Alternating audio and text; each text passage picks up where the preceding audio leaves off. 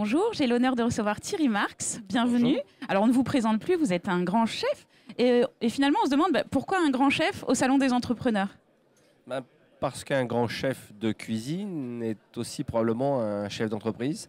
Donc l'entrepreneuriat, entreprendre, ça nous concerne. D'accord. Alors, qu'est-ce que vous avez envie, vous, de faire passer comme message aujourd'hui? Vous êtes venu dire quoi aux entrepreneurs qui sont ici? Je suis surtout venu partager avec ces entrepreneurs, ces jeunes entrepreneurs, les moins jeunes aussi, l'idée qu'il faut continuer à être des inconscients positifs, entreprendre, c'est la bonne respiration d'un pays. Donc il faut croire en son projet, il faut croire en son pays et continuer à s'imposer comme des inconscients positifs, certes, mais des inconscients qui vont donner encore plus de relief à la France. Alors, qu'est-ce qui manque, selon vous, aujourd'hui, à l'écosystème entrepreneurial français, qui fait que les Français ont finalement peur de prendre ce risque, de se lancer? Je pense que tout le monde a une part de responsabilité. L'entrepreneur, c'est un inconscient positif, je le dis souvent, il faut l'aider. Il faut l'aider à prendre la décision pour traverser cette mer de l'incertitude qui est le fait d'entreprendre. Donc je crois que nos administrations seraient bien inspirées de nous accompagner plutôt que de chercher à nous contrôler. Dès le départ, on sait qu'il y a des éléments de contrôle et ils sont importants, mais d'accompagner l'entrepreneur dans sa fiscalité, de l'accompagner sur les 4 ou 5 premières années de son entreprise, ce serait effectivement réduire cette inquiétude, cette peur d'entreprendre à cause des contraintes fiscales.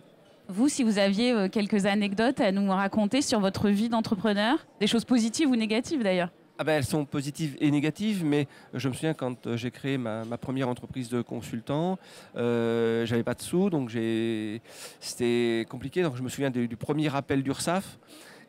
Donc je n'avais pas touché encore un client, j'avais déjà de l'argent à donner à l'URSSAF. Bon, c'était comme ça, donc j'ai trouvé quand même l'argent. Et puis au bout de 4 ou 5 années d'exploitation de mon entreprise, contrôle fiscal.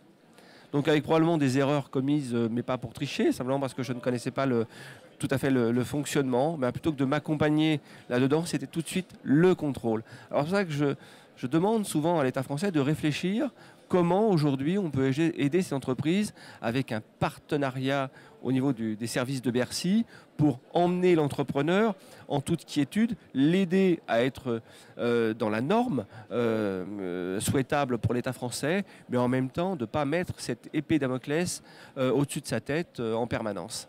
Et juste pour terminer, vous avez des écoles, vous êtes beaucoup dans la transmission. Comment vous transmettez à vos élèves cette part d'entrepreneur qui est en vous? Je fais naître le désir. C'est-à-dire que je leur dis toujours, faites naître le désir de votre projet. Votre projet, c'est vous, engagez-vous. Vous êtes certes des inconscients positifs, vous êtes certes des gens qui vont être capables de vivre certaines frustrations, mais soyez forts, soyez confiants et vous verrez que si vous croyez en votre projet, bizarrement, vous aurez la réussite au bout. Et c'est souvent le cas. Même dans les échecs, on va trouver une part de réussite pour rebondir et repartir sur d'autres projets. Et c'est dans cette énergie de l'inconscient positif que j'enseigne à mes élèves de rester droit, de rester dans la vérité avec eux-mêmes et dans la vérité avec leurs projets. Thierry Marx, merci beaucoup. Merci à vous.